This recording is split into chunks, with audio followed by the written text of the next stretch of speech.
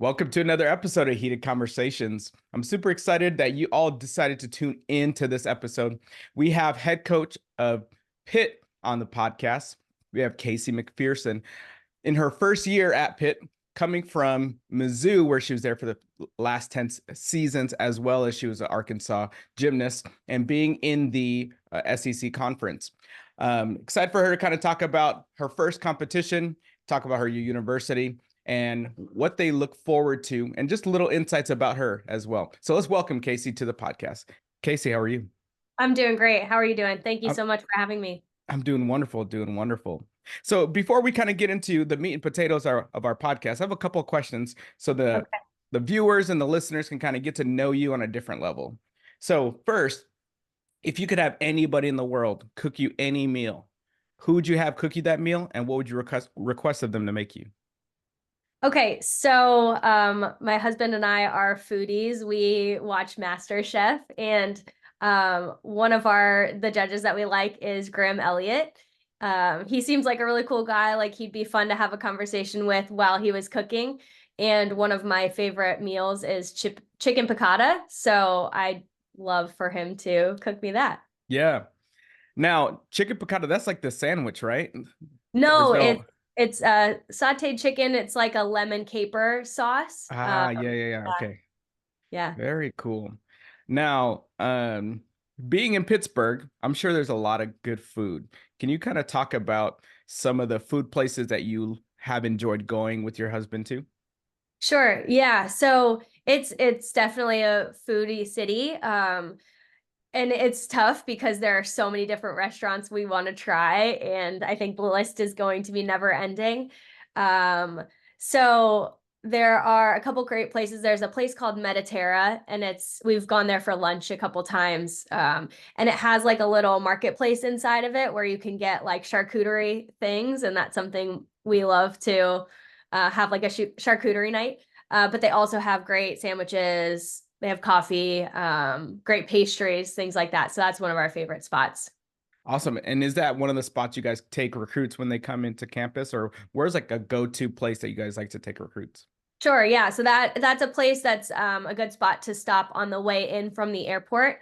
And then there's a place called The Porch. It's right on campus, and it's a really good restaurant. They do a lot of seasonal type food. So everything I've had there is really good. So that's definitely a go-to for recruits.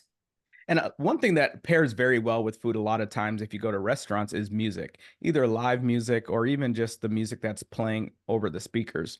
So my second question for you is, if you could go see anyone live in concert, who would you go see and who would you take to the concert with you? So Mumford and Sons is one of my favorite bands. I love listening to them. And I've never seen them in concert. I think that would be so much fun. And I would take my husband because we always have a good time together. So even though he enjoys them, it's not going to be his first choice of music, but I think we would have a lot of fun together. So I'd bring him along. I love it. Now, were you guys both student athletes at Arkansas, or did you guys meet later on your coaching journey? We were, yep, we met as student athletes there. He ran track and cross country at Arkansas. So we had some mutual friends. Some of my teammates knew him and his teammates, and we all started hanging out. And eventually he and I started dating and been together ever since. Yeah, I think it's super cool to be able to share life with someone who's really close to you, like obviously your husband, and to kind of, do everything with. And I think family's super important. We talk a lot about that in the sport of gymnastics, how we call our teams family, right? And having that connection ourselves, either with our own parents and siblings or with our own families that we have with our husbands and we have our own children, I think it's really important because now it makes it easier to really live out a lot of the stuff that you're trying to do inside the gym. And that's why I kind of like to lead with those two questions, because one, food connects people, and I think music connects people no matter where you're from. A lot of times you hear music going, no matter what it is, it's going to get you moving. And food, people are willing to try a lot of food. As you had mentioned, just like myself, I'm a foodie as well, and I love to try different foods and different things and understand different cultures or where someone comes from. And I think, again, it also helps when you're bringing athletes from different parts of the country or even the world, if you have international athletes, to really be able to have some sort of experience or say that you have an international athlete and you may have their culture of food nearby where you're at. You can experience some of their culture, so then you can have a greater understanding of that. Absolutely. Yeah, we actually have several international student athletes on our team. So I haven't gotten to experience much of their food specifically yet, but it has been really cool to get to know them and where they came from, and kind of shapes who they are, and just interesting to learn about different cultures. Yeah, and two other things that I was kind of thinking about is, especially when you're talking about international students, is how a lot of either um, American, I guess, born athletes who have dual citizenship because of their parents are also, pursuing world championship opportunities as well as even Olympic opportunities to represent their country. Kind of what is your thought process of seeing that really blossom in the last few years, especially leading up to the 2024 Olympics this year? I think it's amazing to see that. I think it's so cool that they're able to take advantage of that opportunity, and not everyone gets to do that. And so to be able to enjoy that experience, that is supported, and I think enhances not just their experience, but again is going to shine a light on NCAA gymnastics from maybe the elite world a little bit, or around the world if they get to know some of the gymnasts from the country they're competing for. And also kind of brings those worlds together a little bit. So I think it's really cool that we're seeing more of that. And how about your even just with coaches? Because now, excuse me, now college coaches are able to take those athletes on those either assignments or some of those competitions now. What do you think that does to the landscape of NCAA gymnastics, really allowing the college coaches to take the athletes that they've had for however many years on to those instead of either sending them home to their home gyms that they came from and kind of being part of that experience with them?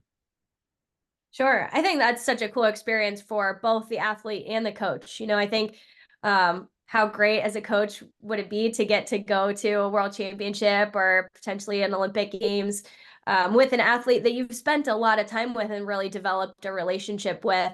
And I think likewise with the student athlete, for them, depending on how long they've been with that college coach, they probably have a good relationship and they're super comfortable and are spending a lot of time currently with that coach. So I think that can bring some comfort to the different experience and venue as they go on to those championships or, world competitions. Yeah. And having international athletes on your team, how do you kind of help them get accustomed to a new culture as well as being in a different type of city, one that is probably pretty diverse, and kind of also the balance of, understanding them as who they are from where they're from, and also immersing them within the culture here in America? Yeah. So I think college is going to be an adjustment period, whether you're from the States or not. Whether you go down the road or you go across the country or halfway across the world, there's always an adjustment there. So we try to help our student athletes figure out what is the best system that works for them. Obviously, we have our schedule from classes and practice and lifts and things like that. But kind of trying to figure out what worked for them previously and how to transfer some of those things into our schedule and our system.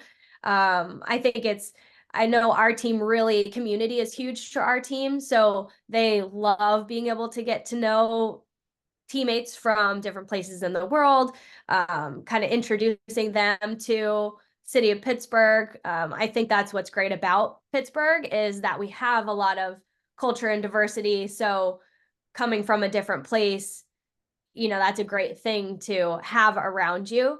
And then to bring your own experiences and background to that. So, and then I think one other piece is a lot of our international student athletes swing on fig bars, or they're kind of going from the elite code into the college code. So, um, just helping them, like educating them on some of our requirements. And that might even be a little different from the developmental program code too. But just figuring out what is going to best work for them gymnastics wise too. Yeah. And can we kind of talk about you and your journey a little bit? Let's go back to, when did Casey start her gymnastics career or even just athletic career? Did you do other things? And kind of talk about some mentors you had leading up to your time to Arkansas and then into your coaching opportunities that you've had, and kind of where your coaching led you to now. Sure. So I grew up in Eugene, Oregon. Dick and Linda Mulvihill were my club coaches. Linda was a three-time Olympian herself. And then she and Dick Mulvihill coached several Olympians, Tracy Talavera, Julianne McNamara. So I came from a club that had a lot of experience in that, the elite world. I didn't do elite growing up. A teammate and I had kind of pondered it for a little bit and just decided we wanted to stick with the level 10 route. Didn't want to do the 2-a-days at the time. And so, and I think I learned a lot from both of those coaches and the other coaches that I had. So grew up in Eugene, Oregon, went to Arkansas for college. And at the time, so the year before I got there was only the 4th year of the program. And that was the year they made NCAAs for the first time. So it was a really cool opportunity to be a part of a new up and coming program that was pretty competitive pretty quickly, and knowing that they had high goals and to get to be a part of making that history. So my junior year, we made Super Six for the first time. And a lot of firsts while I was there, which was so cool to be a part of that. And then Dave Kuzara was one of my assistant coaches at the time. I had him my first 3 years, and then he went to become the head coach at Western Michigan. So actually, after I graduated, I trained elite a little bit after college. I was really fortunate to stay pretty healthy in my career and continue to grow and learn throughout my 4 years. I think I was doing my best gymnastics my senior year, and it was coming to an end, and I wasn't ready for it to be over, and just wanted to keep learning and playing with different skills. And so I did elite. I moved down to Austin, Texas, because my husband now, he had moved down there to join an elite running team. So I was down in Austin for about 6 months, training elite. I started coaching level 4s while I was there. And then Dave, who was at Western Michigan, called me and said, "Hey, I'd love to help you out with my team up here, be a part-time assistant, and then still train elite." So I did elite, I think, for a couple seasons, a couple summers after I graduated college. But then that's how I really got into coaching. When I was at Arkansas, I did a 5th year of school. I had to finish up a couple classes and got to be like a student coach. So going from that experience, I absolutely loved the environment of college gymnastics, and then kind of seeing a little bit more of the coaching side of things and sitting in on some of the meetings, and still feeling like I was a part of like leadership with the team, and then going into the elite world, which was very different at the time, and coaching little kids in level 4 really made me realize I love coaching, but I love the relationship piece of working with college athletes. So when Dave called, it kind of seemed like a no-brainer, other than having to leave my boyfriend at the time in Austin, and it all worked out. Obviously, we got married, but so that was difficult, but also a really exciting thing to be able to get into college coaching. And so I was an assistant there for 2 seasons, and had met Shannon Welker at a camp, because he was coaching at Michigan at the time, and he got hired at Mizzou and hired me on there, and then I was there for 10 seasons. So I've had a lot of amazing mentors in my life as an athlete and in the coaching realm, and so I feel very fortunate to have had the path that I've had, and take advantage of opportunities that have been given to me that have really brought me to here. It is very cool that you said, before you kind of were just playing with gymnastics and then it turned into something that where you kind of learned that you loved the college um, atmosphere in regards to wanting to coach it. And I think sometimes as a child, we think about, or we're asked, "Hey, what do you want to be when you grow up?" And a lot of times you may or may not know, a lot of times people say the same thing, right? They say they want to be an astronaut, a firefighter, a doctor, or a police officer. And those are the ones that are pretty common. And sometimes because of the sport that you're in all the time, like gymnastics, that can be consuming, right? It takes so much of your life because you're in the gym so much and doing this stuff where you're like, okay, I can't see myself leaving the sport and doing something different, and having that kind of epiphany where you're like, all right, I want to do this and I want to do this at this level. And you kind of mentioned that a little bit kind of when you were in Austin and training and working with level fours and then having the opportunities to kind of be the manager and stuff like that. Um, when did you know that in your coaching career that you wanted to become a head coach one day? Or was this just an opportunity that came up and you're like, you know what? With the amount of experience that I have right now, this is just the time to do it. No, I would say at some point as an assistant at the University of Missouri, I knew that I wanted to be a head coach. Obviously, I saw how much Shannon worked and had on his plate and how much it, it required to be in that position.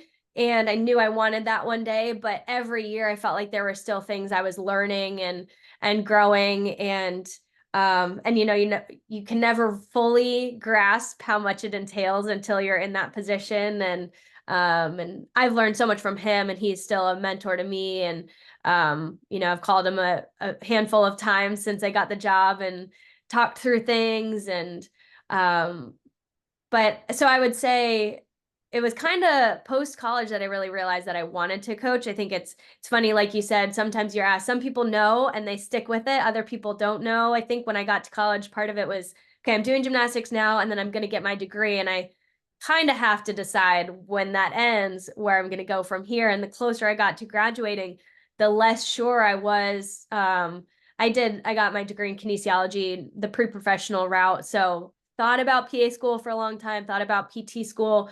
And the closer I got, it just didn't really click. And so I was like, well, I'll just keep doing gymnastics for a little while till I figure it out. And then once I knew, it was like, how did I not realize this before? Of course, I'm so passionate about the sport and I love the sport and learning and developing. So how could I not know that this was what I wanted to do for a career? Yeah. And did your coaches at Arkansas really kind of give you the perspective of, or even just kind of was that example of having a good relationship with a coach and athlete, where you said that's one thing that's really important is really the connection between, people, where you obviously get to do the sport that you love, but I think the relationships that we build with our coaches or our teams and stuff like that really drives our success a lot of times. And when you have that togetherness or you feel like you have that support, it really allows you to be able to go further. And from some of the things that I've seen, you've had a pretty decorated career yourself as a student athlete at Arkansas. And can you kind of talk about what your own, desires to really coach this for the relationships with people and how that correlated with how your relationship with your coaches at Arkansas was? Absolutely. So Mark and Renee were my co-head coaches when I was there, and they had high expectations. They were very demanding, and I think that's what led to the success of the program so quickly and that sustained success. And it really pushed me, to be honest, I came in as a freshman. I didn't think I'd compete vault. I was super weak because I hadn't done a lot of conditioning the summer going into it and I got my butt kicked in terms of just the structure and the system. And I got so much stronger. I've always been a really competitive person. And I think when I was little, I was kind of feisty and I had um, that major determination. And I think I lost a little bit of that. So I think I got a little weak-minded and weak physically. So that my experience as a gymnast at Arkansas really kind of rekindled that passion, that fire to who I really was and helped me get a little. I think that structure helped shape me and push me to be stronger mentally and physically. So seeing that growth in myself and then continuing to want to develop my leadership skills, I know how much I grew as a person during my career, and I had great assistants. Like I said, I had Dave for 3 years. He was super supportive. I had Tom Farden my senior year after Dave left, and Tom was such a technician, loved just learning and teaching me. And I think that's what really helped me develop a love for like understanding the technique of the sport. And he actually told me like, you're going to be a coach one day. And I was like, great, I'm glad you know, because I don't know at this point. And so so yeah, to your point, I was really fortunate to have people in my life and my career that helped me and my love for learning and growing. And I've carried that through with me through my career of knowing that if you can develop that relationship and you build that trust and that foundation with the people that you work with every day, you're going to get the most out of the people that you work with and yourself, right? Because I've always found if you're enjoying what you're doing and you're super passionate about it and you love it, you can push yourself through more. The hard days get a little easier when you're surrounded by people doing the same thing and pushing you to be your best. So that's really kind of what I've used as my foundation for coaching. Yeah. And having the opportunity, obviously, from one of your assistant coaches and Dave, for him to kind of see what he saw in you as a student athlete and to ask you to come be one of his coaches out in West Virginia. Can you kind of talk about what you learned in that first couple seasons coaching college gymnastics at West Sure. Virginia? Western Michigan. Sorry, Western Michigan. That's Sorry. okay. Yeah.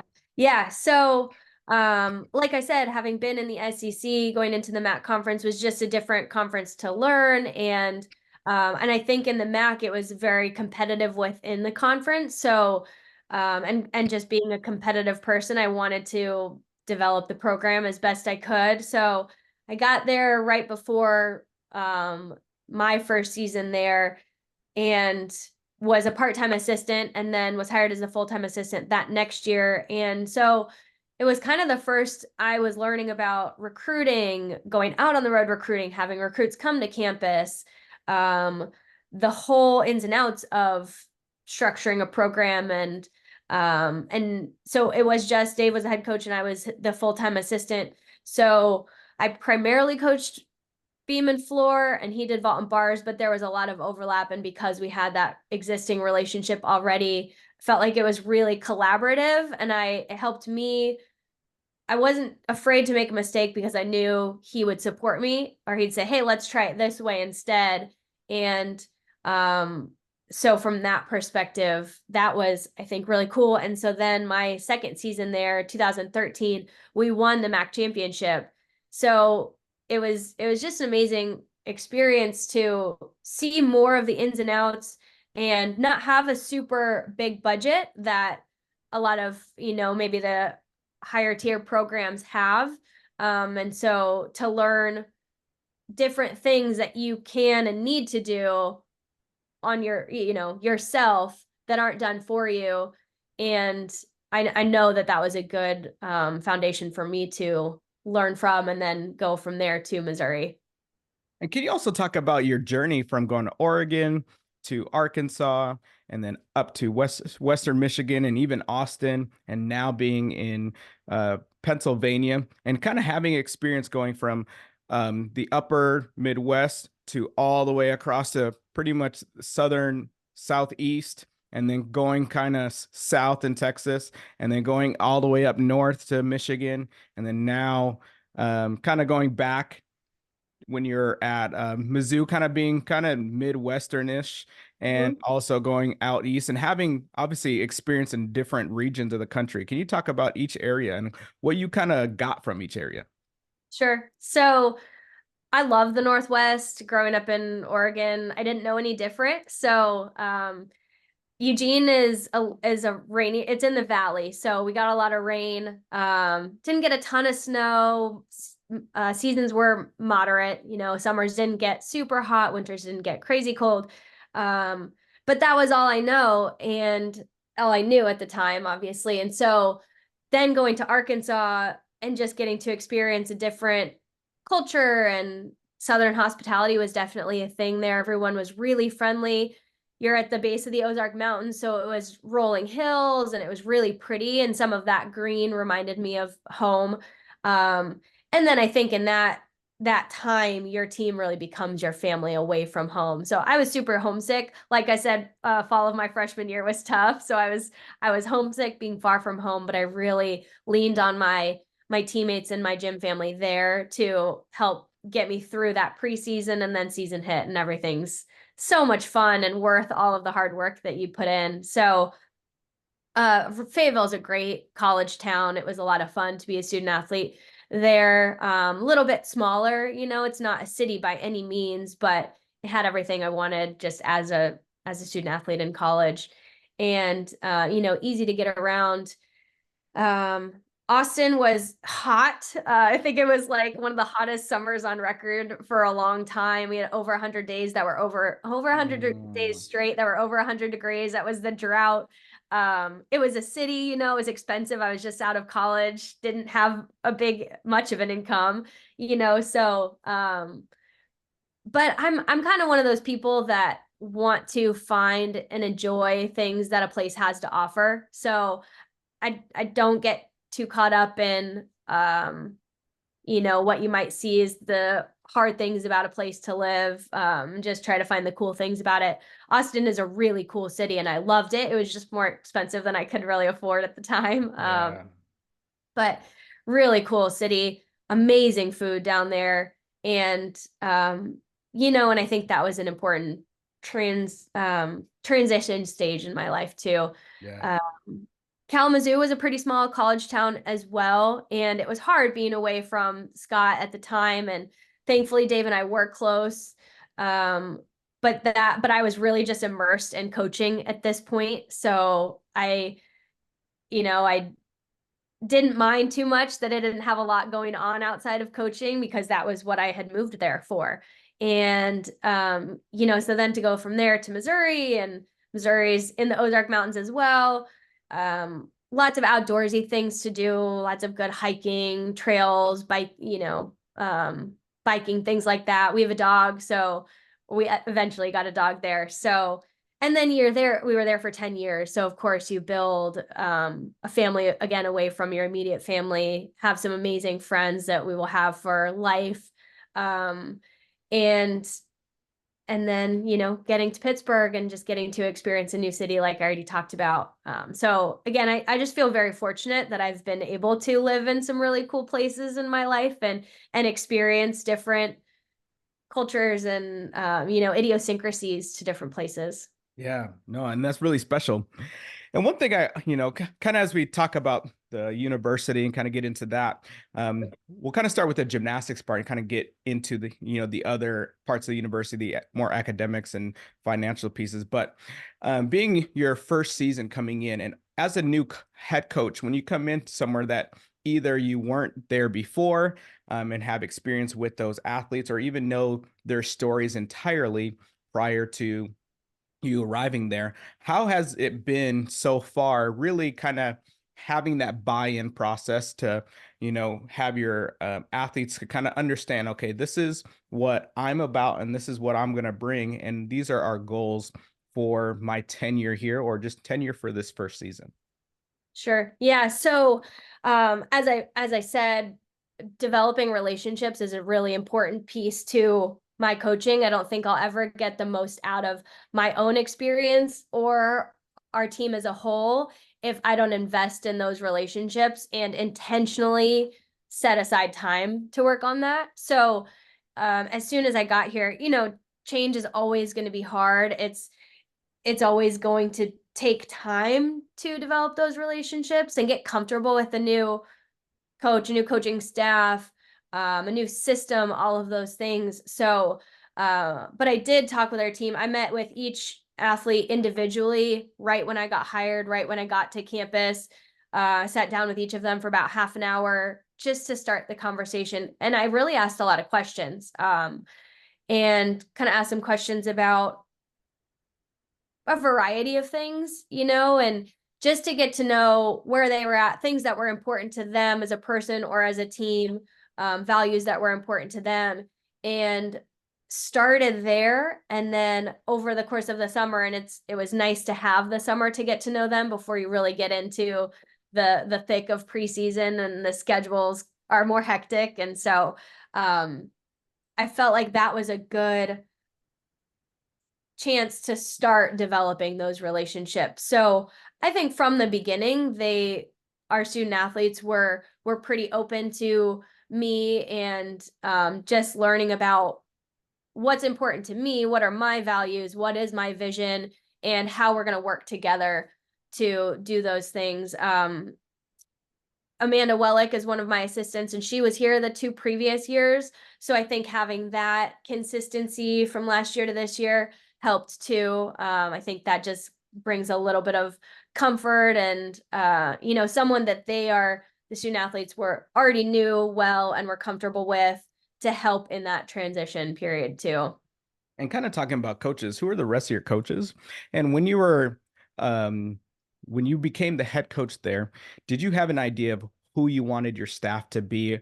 Is the current staff, and not to really make it sound kind of messy, but the current staff that you had, was that who you're already thinking about as soon as you knew, hey, I'm going to either pursue this opportunity, and when I got this opportunity, I want these people on board with me? So a little bit of both. Amanda was an Arkansas gymnast as well, although we didn't overlap. She got there a few years after I left. But she was actually someone that I did have on my list of coaches. I had seen her, obviously her success as a student athlete, but she seemed like a very driven person to me, really competitive, had a good technical knowledge and foundation that carried into her coaching. So I think that actually worked out really well that she had been here and was comfortable here and knew the team and had a lot of the qualities that I was looking for in an assistant coach or someone that I wanted to work with. So she's coaching floor for us. Lexi Funk was the next assistant I hired. She was super successful gymnast at the University of Michigan. After she graduated, she was a volunteer coach there for 2 years. She was on the coaching staff when they won the national championship. So obviously great experience as a student athlete, as a coach, and seeing the program during that time. And then was an assistant coach at Central Michigan last year and did great things with their bar squad there. So she's coaching bars for us. And then the third coach that I hired is Alina Cartwright. She was a Michigan State gymnast, also extremely passionate about gymnastics, and coached at Alaska for 5 years, was an assistant there, was on an all-female staff there, which is pretty cool. And Lexi was as well at Central Michigan. After Alaska, Alina went back to Michigan State, was there for 2 years. So she was a volunteer coach and was doing their choreography and videography. And then this past year, she wasn't coaching as much in that role and was more doing videography, still choreography, but also working with the tennis team.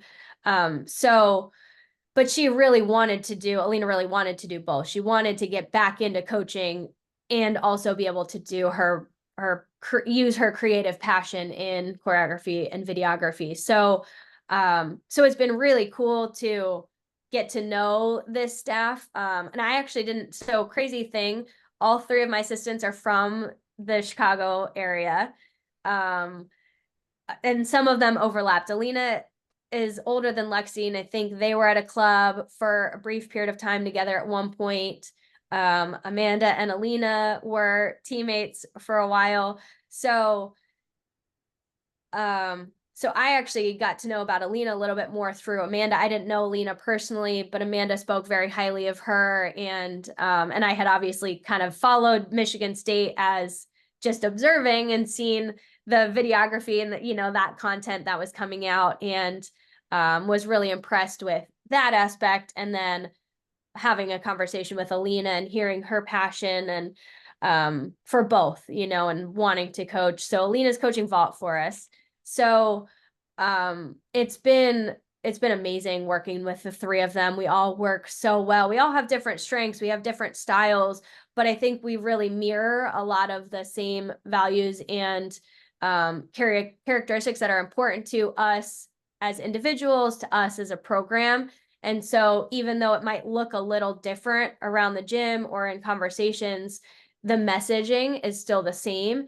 And, the other thing that's cool is because everyone has different perspectives and backgrounds and come from different programs, everyone shares their opinion and thoughts and gives me feedback. And so, it might be different from other people's. We don't all always agree on everything, but we talk through things. And so that's cool because it gives me a big picture and kind of helps guide where I want to take things. Or I might say, hey, I really want to do this. What are your thoughts? So, and they're honest, and I really appreciate that. I want them to see my blind spots. I want them to compliment me and balance me out and fill the gaps that I have.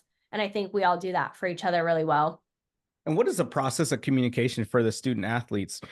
Do they kind of go through like a captain system or a leadership committee system, or do they all kind of have leadership roles? And, during a practice, can anybody say at any time can kind of like speak up, or does it have to kind of go through this filter? And even when there needs to be communication between an athlete and a student, or not really an athlete and a student, but the team and the coaches, is there like representatives that usually are the ones who kind of come and speak for the team, or is it an open door where if any person needs to say anything about anything, they can just come up to one of you coaches and kind of have that communication?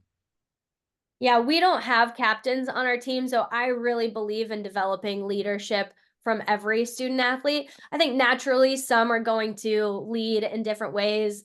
Some people are just naturally more comfortable with being vocal and some are leading by example, some are servant leaders. There's a variety of leadership skills that I think every different person has and can bring to a program, and we really want to instill leadership, teach leadership, promote leadership within the program from everyone. So I would say, yeah, there's probably a handful that might bring the group together and try to build up the energy, or might be those more vocal leaders. But any of them are welcome to, and I think comfortable with coming to either myself or one of the assistant coaches if there is something on their mind, or they're like, hey, we as a team this would be really helpful. Like I said, I ask a lot of questions. So I go back to putting work and time into developing those relationships on the front end to help them know that I want the feedback. I'm open to listening. We're not going to be able to please everyone all the time, but I think if you're willing to listen and hear them, they need to be a part of the process to some degree. I think when you have autonomy and you have a say and you feel, I think it helps you feel invested in what you're doing. And um so I've had athletes come to me, or even in team meetings, different people are speaking up and sharing their thoughts. And so that's been cool to see too, because that was something that I wanted to do. And I think we're seeing that more and more as time goes on. And what's your 2024 season goals? And then after kind of talking about that, what is the values that you have established for your team and your staff? So goals are to be competitive, to win ACC championships, to be ACC regular season champions, to be at regionals as a team. I think those are big outcome goals, but really thinking more about like week to week and process goals. We want to have fun as a team. We want to be as consistent as we can and building on each week. So, even though the first meet didn't go exactly how we planned on every event, we know that we're really capable of doing some great things and just learning from those experiences. I think anytime you go out there, it's a learning experience, right? So whether it went well and you want to repeat that, okay, what helped? If it didn't go how we wanted, well, let's let's review that, and let's get back in the gym, work on some of those things and try to apply it next time. So I would say kind of week to week, our goal is to just keep getting better. And I also don't want to put a limit or an exact, we need to achieve this or we want to achieve this, because I think you never know what you can achieve until you get out there several weeks and really see where you're at. And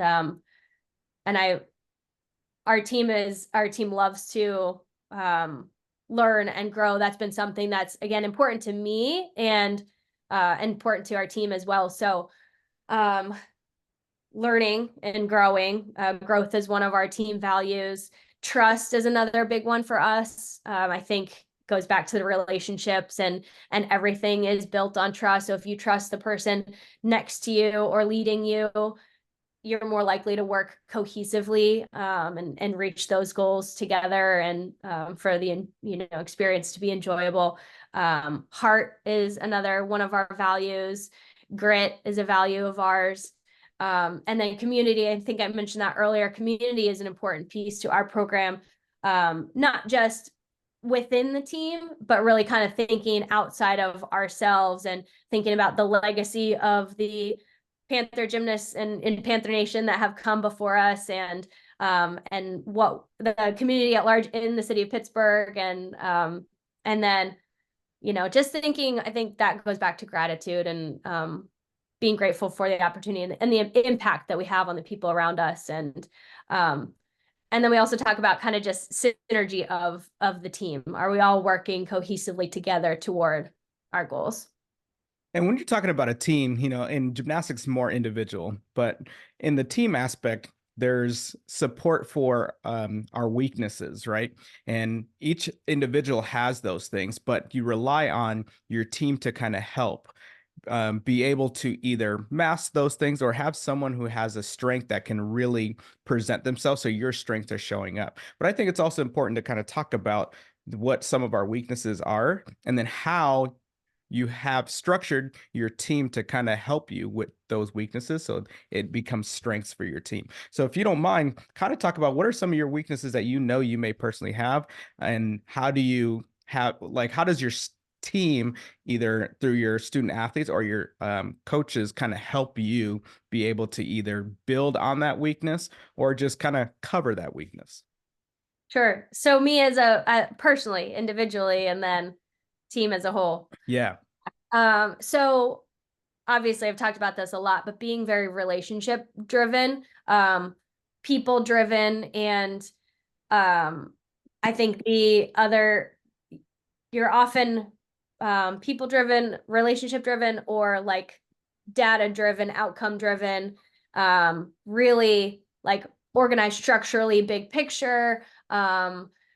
I've learned a lot about disc profiles, and so I'm more of like an IS for people that know what that is, but it's again more relationship focused and not as much task focused. And so I know that one of my blind spots is needing to be able to communicate efficiently, directly, effectively, and being super organized. And I think that was a transition from me going from an assistant coach to a head coach. It's not only needing to have my own systems in place and those working efficiently, but managing all of the other systems within the program, and not just delegating to my assistants, but making sure that things are all running cohesively and effectively. And so that's something that I've learned just in these 8 months since being in this position, is knowing that about myself, but also seeing it and seeing some of my staff that are really strong in those areas, and taking things from them that I can apply to my own kind of day to day. And then, and also through those conversations with the student athletes, okay, where does this, what we're wanting maybe isn't showing up all the time. Where is that either miscommunication happening, or are we not communicating effectively enough, or not being clear enough, and having those conversations and then making some changes. I think that's something we've worked through and seen really help us be able to address things that we know could be better. I'd say from a gymnastics standpoint, we've worked really hard to develop our depth on every event. We still need to continue to do that. Every team is going to have, people are going to get sick. You're going to have minor injuries, hopefully not major injuries, and so just continuing to develop as many people as possible on every event has been a focus of ours this year. So I would say where we're at right now isn't the same team that we're going to see in a few weeks or even at the end of the season, because we still have a lot of people that are getting closer to competition ready. and that can get out there to get in lineups, get some exhibition experience, that kind of thing. So I'm excited to see where our team can go from this point moving forward and years following too. And I could relate to a lot of what you're saying because as you're in your first year as head coach, both as a head coach, but even at a different program, um, I currently had an opportunity where I became head coach, where I've been coaching the last 5 seasons, and I know some of my weaknesses are the same ones. I'm really relational. I love people, kind of talking with people, but I'm not really the most organized. I normally don't write in a planner and all those things, or have the one, sending emails and stuff like that. So that has been really stretching for me, and even been tough, like communicating with all the parents and making sure you have the logistics right, and all those things. And so those are one of my major weaknesses. And so those are things that has been this past really 6 months, something I've had to really grow in, and challenge myself to really grow in, and build even closer relationships with my owners, and even just my parents, and booster club and all those types of things, and making sure that I have those areas that I had other people who were better at it, and who took on those roles before, where I didn't really need to develop that as much, where now I have to. And in order for me to have success, and really do right by the athletes, is I have to develop those areas, and admitting that those are my weaknesses, and knowing that, but not just admitting them and keeping them like that. Either trying to solve the weakness by developing it, or putting people in position to be able to do the things that I either may not have the time to do, or really have the passion to do, and someone is way better and more passionate about it. Or again, like I said in the beginning, just figure it out and have to do the job until it can be done by someone else, or I just get really good at it, and be able to do that. And I think it really, because as an assistant, you had mentioned earlier, you watched how Shannon kind of did things, and you picked up on stuff, right? And you pick up on little things. And one thing I know person that I did, it was like, man, I wish this could be better. This could be better. These things that we could improve on, but you may not have had the position to do so. But when you realize and you step into that, you're like, whoa, that was actually a lot. And now um, you probably really you have empathy on that person, because you're like, whoa, all the things I was thinking, it's really hard to really try to get there. And making sure you communicate with your staff, or hey, all right, these are areas that I'd love to see kind of improve. How can we get there together, right? And how can we work on that together? And so I know that was probably kind of on the spot type of question, but I think it's good to also talk about those things, because again, we're people and we're human, and we do human type things. And I think it's important that people know that, and they're willing to see the development of those things. Sure. And that's why we have a team, right? That's why we have people that we work with. This is not a one-woman show by any means. And everyone is going to lead differently and run a program or their area differently, right? And so to your point, if you can recognize those gaps and see that strength in someone else, have them help you in that area. So I definitely need to get better at some of those things. And it's also helping me seeing that and making some of those changes helps things just function and flow a little bit better and easier. And I think you build up the people around you saying, hey, you're really great at this. Can you help me in this area? And acknowledging those strengths that they have, because they probably lead in that area and can learn something from you or other people too. Yeah. And our student athletes, or our athletes, depending on how you're coaching or leading, are looking up to you. And a lot of times we're pointing out in gymnastics a lot of their weaknesses, just because we're trying to make them better, so that they're aware. So when they go and compete, if it's gymnastics, that they can, make sure that those weaknesses don't show up, or, we can either hide them. And we talk about that a lot, or even just areas, hey, we got to be better academically. We also talk about their strengths. But if we don't show that side of us, and kind of admit that, then it's hard for our student athletes to relate. Then it just almost feels like you're just demanding stuff out of them. Where if you can show, hey, you know what? The same things that you're kind of going through, I'm going through in different areas. And this is my development process, and watch me develop it as time goes by. Just like I'm expecting you and watching you develop, now leaders can be an example of what they want to see. And how you said you like to develop leaders, that's, I think, a huge part, is not just your strengths just being displayed all the time, but really seeing those weaknesses be displayed and being rectified, either by being enhanced or having someone else put in a position to be able to really help the team grow. And I think those are signs of true leadership. Yeah, I think a couple of things that I've really learned about leadership is modeling, right? You can't say you want someone else to do something if you're not willing to do it yourself, right? Or saying one thing and doing another really undermines leadership um and effectiveness, and I think buy-in and all of those things. And then taking ownership. Exactly like you said, I have to be willing to own that I make mistakes, that I'm not perfect, that there are areas that I can and need to improve on and want to improve on, right? And I think when we take ownership ourselves, it encourages the people around you to do the same, right? I think when you point fingers and you place blame on other people want to do that too, right? And showing vulnerability is huge in terms of developing leadership, relationships, that kind of thing.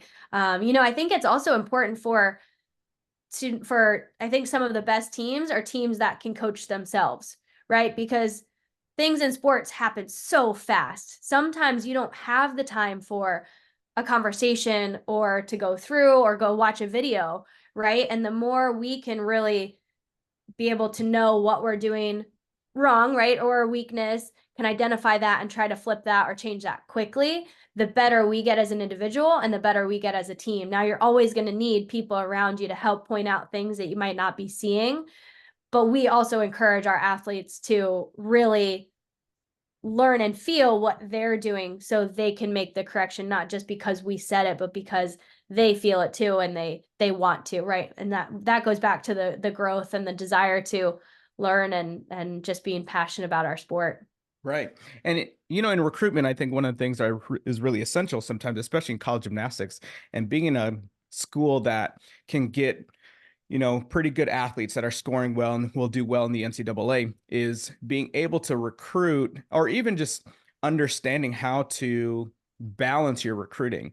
And kind of want to discuss that, like when you go on the road and you're recruiting. And I know a lot of times, when you're going to a gym, most of the time you already know about the gymnastics and you're trying to see how they deal with other things within the sport, right?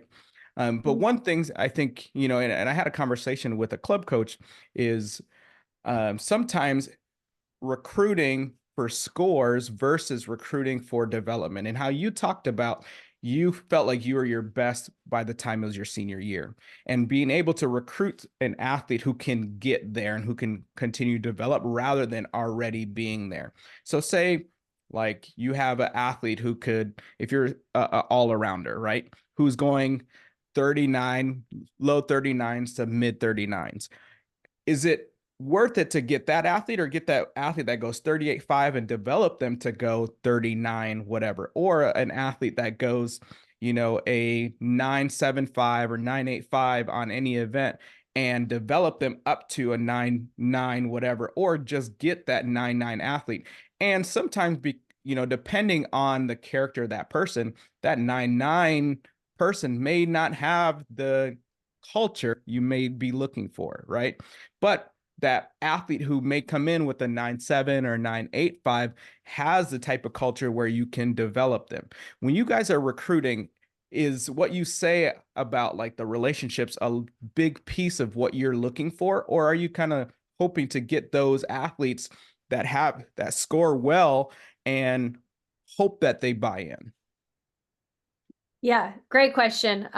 So I think I think being able to have that relationship and that coachability and that back and forth with an athlete, because you spend so much time together and you want to feel like you can connect with them and reach them and that you can grow and learn together, is a really important piece to me and our staff and the recruits that we're looking at or that we're potentially bringing into our program.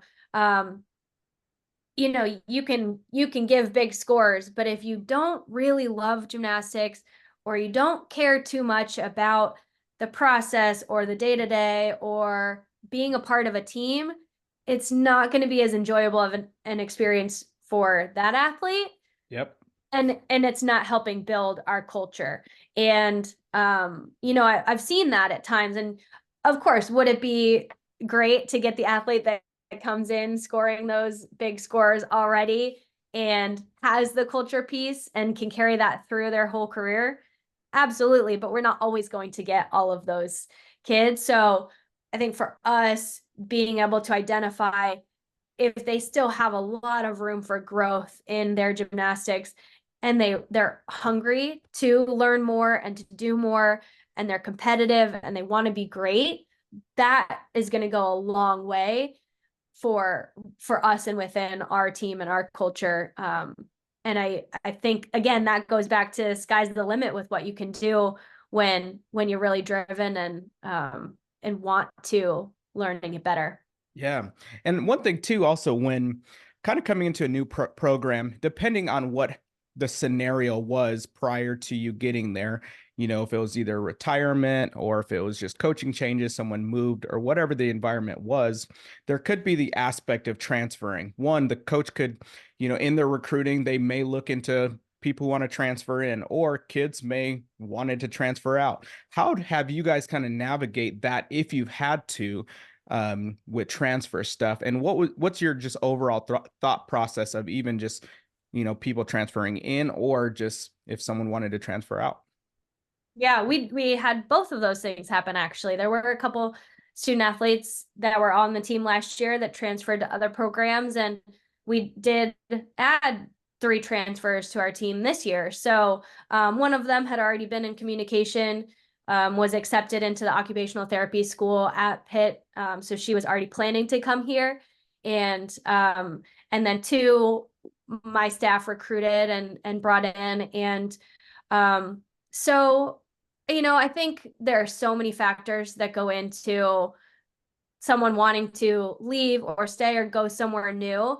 And it's just finding out what those things are, what drives that person, what's important to them, where they're going, or what they're looking for, you know, in coming to a new place. And navigating that is about making sure again that it's going to be as good of a fit for us and the culture that we're wanting to build, and also for them. Is it going to make sense for them to be here? Are they going to come in and elevate our culture, elevate our program, not just with their gymnastics, but as a person, as a teammate, as a student, right? Or is there maybe somewhere else that's better for them? So, you know, I think just doing your due diligence and getting to know them as a person, and is it really going to work out for everyone? You can't predict everything. Yeah. But I think just feeling like you can connect with that person and work well with that person is going to be you know, that's going to help as an indicator. Yeah. And also the NIL has been something that's kind of really blossomed, not necessarily in gymnastics as big, but it's there, right?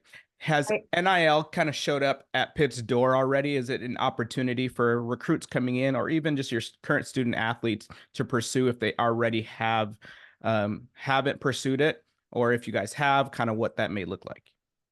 Sure. Yeah. So some of our current student athletes do have NIL deals. Those were things that they were already had opportunities for before I came in. I think it's pretty amazing that they have the opportunity to take advantage of that. That wasn't a thing when I was a student athlete. You know, I think that would be a difficult thing to manage as far as, again, knowing what your values are, knowing what's important to you, how to manage those priorities, right?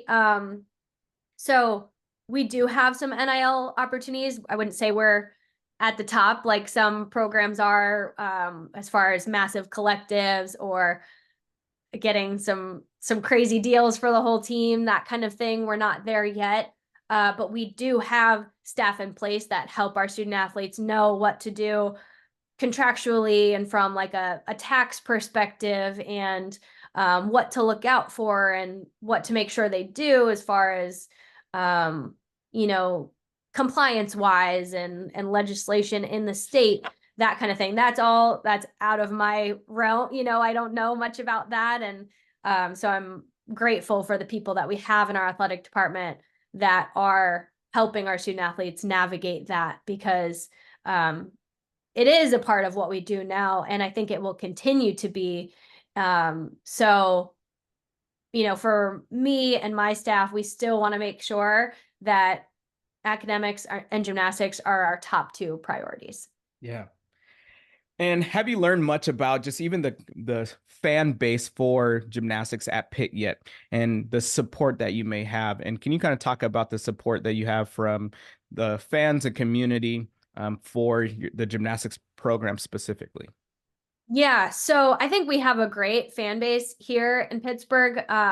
Pittsburgh definitely seems to be a sports city. So we have three pro sports that I know are very heavily followed. And I've heard that Steelers fans can be pretty crazy, although I think you could probably say that about a lot of sports teams, fans. But uh, and I also know that the city really gets behind Pitt athletics. And so I think we've had a pretty good turnout attendance wise, or Pitt had in the past. And so I want to look to continue to build on that, develop that relationship within the community, within the local gymnastics community, get people into the stands, and continue the support that I do feel is already there, and continue to grow that. There are lots of club gyms in the area. And again, I think sometimes it's just about getting people exposed to the sport, getting in the door the first time, and then they see like, wow, this is such a cool environment. It's an awesome sport to watch. And so yeah, excited to continue to build on that. And on the academic side, what are some of the academic like degrees, as well as what does it look like to attend there for a student athlete, tuition wise? And enrollment, what does the enrollment look like for the students, undergrad and or graduate, and then student athletes? Sure. So I think enrollment is around 35,000 or so students. It's an urban campus, so it's still a walking campus, but it kind of has a little bit of a city feel, but we're not right downtown Pittsburgh. So I think you get a little bit of both. There is green space on campus, which is really nice. So you get some of that campus feel, but also a little bit of the city feel, and still being able to walk, which is great too. Tuition, I would say, is around 28,000 in state. I think it's closer to 39,000 out of state. Let's see, what other questions did you ask about academic? Well, academically, it's a very strong institution when it comes to degree programs. I think we have over 650 degree programs or certificates offered. We have a top 10 nursing program in the country. Health sciences is a strong field here. We have several engineers on the team. We have, let's see, we have hospitals on campus. So yeah, the healthcare system here is good. And I mean, what's cool is with that many different degree programs, you can really go on to do anything you want. We have some that are in cybersecurity and like computer coding and that kind of thing too. So it's cool to see the different degree programs that our current student athletes are in, or what they will go on to do. And that last question was, how many student athletes are on campus, if you know? Oh, yeah, we have, I believe, around 550, 600 student athletes. Very cool. And do you feel like there's a I good have to- community? It's all right. Is there a good community of student athletes that support each other's sports and stuff like that? And is there incentives that are set up with the university where if certain sports, if they go and support so many events for other sports throughout the year, or is it just something that, each program kind of decides for themselves how they go about that? Yeah, I would say there is really strong support from our student athletes within supporting other programs and teams. I know that our swimming and diving team they're like super fans. I think they'll go to other sporting events in their speedos, and so I think they can bring a lot of energy and fun. But I know a lot of student athletes on other teams are really supportive of the different programs, and men and women. And so I think that's been cool to see a little bit, and looking forward to continuing to follow that too. And so, as far as incentives, not specifically that I know of, although I know that they appreciate when their fellow student athletes come and support them, and they like to reciprocate that too. Awesome. And in final remarks, do you have anything that you kind of want to leave with the listeners or viewers, just kind of about you, what you have to look forward to in 2024 season, or even just how your first competition went and what you guys kind of look forward to building as the season goes? Yeah. So I would say, we had some hiccups in the first meet, but honestly, like, we went into it and I said, this is going to be a learning experience. This is going to be, we need to get out there. Let's salute, let's compete, and then let's see how it goes and learn from it. And we started on beam, had some errors, and I said, okay, one event down, let's focus on the next event. Let's continue to try to transfer what we do in training into competition, and did that on every event.